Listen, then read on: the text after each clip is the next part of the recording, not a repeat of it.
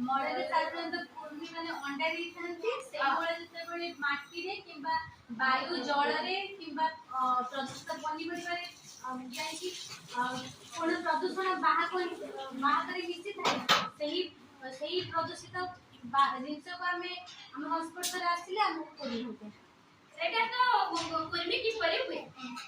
କାରଣ ଆମେ ଜାଣିଛନ୍ତି କୁର୍ମୀ ଗୋଟେ ହେଲା ପରଜୀବୀ, ସେଟା କଣ ମଣିଷ ଶରୀରରେ ହିଁ ବୃଦ୍ଧି ପାଏ। ଯେତେବେଳେ ଜାଣିବ ଆମକୁ କୁର୍ମୀ ହୁଏ, ଆମର କଣ ହୁଏ ଜାଣିଛ? ସାଧାରଣତଃ ଯଦି ଅଳ୍ପ ହେଲା ମାନେ ସାମାନ୍ୟ ହେଲା, ପ୍ରାୟ 85% ଲୋକଙ୍କୁ ଆମର ଲକ୍ଷଣ ବିହୀନ ହୁଏ। କଣ ଲକ୍ଷଣ ବିହୀନ ମାନେ ଆମର ଗୋଟେ କୁର୍ମୀ ହେଲେ ଲକ୍ଷଣ ଅଛି।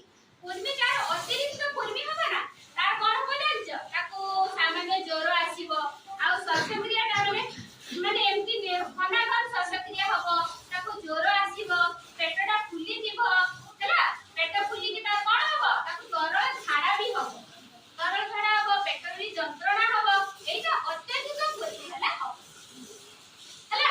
କାରଣ ଆଉ ଯଦି ଯାହାର କମ୍ କୁର୍ମୀ ବା ଲକ୍ଷଣ ବିହୀନ କୁର୍ମୀ, ସାଧାରଣତଃ 85% ଲୋକଙ୍କୁ ଯୋଉଟା କି ଜଣା ପଡିବନି, ହେଲା, ଯୋଉଟା କି ଜଣା ପଡିବନି କିନ୍ତୁ କୁର୍ମୀ ହେଇଥିବ, ସେଟା ଜଣା ପଡେ ନାହିଁ।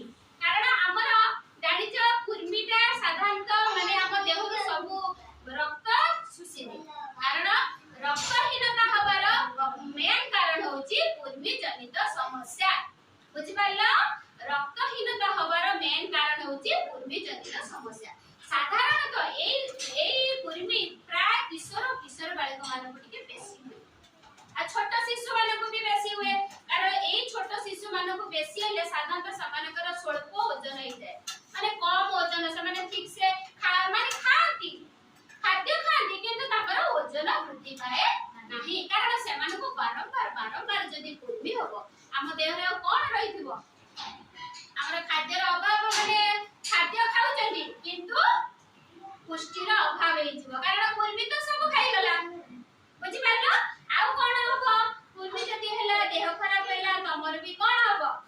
ମାନେ ସ୍କୁଲ ବି ଯିବାଟା ବି ବନ୍ଦ ହେଇଯାଏ ପ୍ରାୟ ବେଳେ, ହେଲା। ଏଇଟା ହେଲା ଯୋଉ ଆମର କୁର୍ମୀ ବିଷୟରେ ଏତେ ସବୁ ଜାଣିଲେ, ତାପରେ ଆମେ ପଢିବା କୁର୍ମୀ କିପରି ହୁଏ, ହେଲା। କୁର୍ମୀ କିପରି ହୁଏ ତମେ ସବୁ କହିବ, ହେଲା। କୁର୍ମୀ କିପରି ହୁଏ, ହେଲା। କିପରି ହୁଏ କୁହ, ତମେ କଣ ଜାଣିଛ? ସାଧାରଣତଃ ମନୁଷ୍ୟର ମଳରେ କୁର୍ମୀ ମାନେ ଅଣ୍ଡା ଦେଇଥାନ୍ତି। ଯେତେବେଳେ ସେଇ ମଳ ଲୋକମାନେ ବାହାରେ ମଳ ତ୍ୟାଗ କରନ୍ତି, ସେତେବେଳେ କୌଣସି ଜଳ ହେଉ କିମ୍ବା ବାୟୁ ହେଉ କିମ୍ବା ଅନ୍ୟାନ୍ୟ ପ୍ରଦୂଷିତ ପନିପରିବା ଯୋଗୁଁ ଆମ ସେଇ ବାହକ ଦ୍ୱାରା ଆମ ଶରୀରକୁ ସେଇ ବାହକ ମାନେ ପ୍ରବେଶ କରିଥାନ୍ତି କୁର୍ମୀ ମାନେ, ଯଦ୍ୱାରା କି ଆମକୁ କୁର୍ମୀ ହୋଇଥାଏ। ଯୋଉଦ୍ୱାରା କି ଆମେ ବିଭିନ୍ନ ଲୋକଙ୍କ ଠାରୁ ମନୁଷ୍ୟକୁ କୁର୍ମୀ ହୁଏ, ହେଲା। ଆଉ ବି ଆମ ଯୋଉ ଟଙ୍କା ପଇସା ଦ୍ୱାରା ବି କୁର୍ମୀ ହୋଇଥାଏ, ବିଭିନ୍ନ ଜିନିଷ ଫର୍ଣ୍ଣିଚର ସବୁ ମାଧ୍ୟମରେ ଆମକୁ କୁର୍ମୀ ହେଇପାରିବ। କାରଣ କୁର୍ମୀ ଖୁବ ସହଜରେ ହିଁ ଆମକୁ ହେଇଯାଏ, ହେଲା। ତାପରେ ଆମେ ପଢିବା, ଦେଖ କୁର୍ମୀ ଠାରୁ ଆମେ କିପରି କୁର୍ମୀ ମୁକ୍ତ ହେଲେ ଆମେ କଣ ଉପକାରିତା ପାଇବା। ଯଦି ତମ ଦେହରେ କୁର୍ମୀ ନାହିଁ, ତମକୁ ସବୁ କାମ କରିବାକୁ ଇଚ୍ଛା ହବ ନା? କହିଲ ଗୋଟେ ପଏଣ୍ଟ, କଣ ତମର ଇଚ୍ଛା ହବ? ବାସ୍, ଭେରି ଗୁଡ୍। ତାହେଲେ ଆମର ରକ୍ତହୀନତା ଆମକୁ ଆଉ ହବ ନାହିଁ। ଆଉ ଗୋଟେ ପଏଣ୍ଟ କୁହ। ହଜମ କ୍ରିୟା ଠିକ ରହିବ। ବାସ୍, ଭେରି ଗୁଡ୍, ହଜମ କ୍ରିୟା ଠିକ ରହିବ। ଆଉ ଗୋଟେ ପଏଣ୍ଟ କୁହ। ସ୍କୁଲର ଉପସ୍ଥାନ ହାର ବୃଦ୍ଧି ହବ, ଭେରି ଗୁଡ୍। ହଁ, ତମେ ଗୋଟେ କୁହ। ହଁ, ବୌଦ୍ଧିକ ବିକାଶ ହବ, କାରଣ ଆମର ଡେଭଲପମେଣ୍ଟ ଠିକ ହବ କୁର୍ମୀ ନହେଲେ। ହଁ, ଆଉ ଗୋଟେ କୁହ। ହଁ, ବଡ ପାଟିରେ କୁହ। ଦେହ ସୁସ୍ଥ ଓ ନିରୋଗ ରହିବ। ହଁ, ତମେ ଗୋଟେ କୁହ। ଠିକ ସମୟରେ ଭୋକ ଲାଗିବ, କାରଣ ହଜମ କ୍ରିୟା ଯଦି ଠିକ ହବ ତାହେଲେ ଆମକୁ ଭୋକ ଠିକ ସେ ଲାଗିବ। ହଁ, ତମେ ଗୋଟେ କୁହ। ହଁ ମା କୁହ, ସ୍ନେହା କୁହ। ଆମର ବୃଦ୍ଧି ଆଉ ବିକାଶ ହବ। ଠିକ ଖାଦ୍ୟ ଦେଖିବ, ମାନେ ରକ୍ତହୀନତା ନହେଲେ ବୃଦ୍ଧି ଆଉ ବିକାଶ ହବ। ହଁ, ତମେ ଗୋଟେ କୁହ।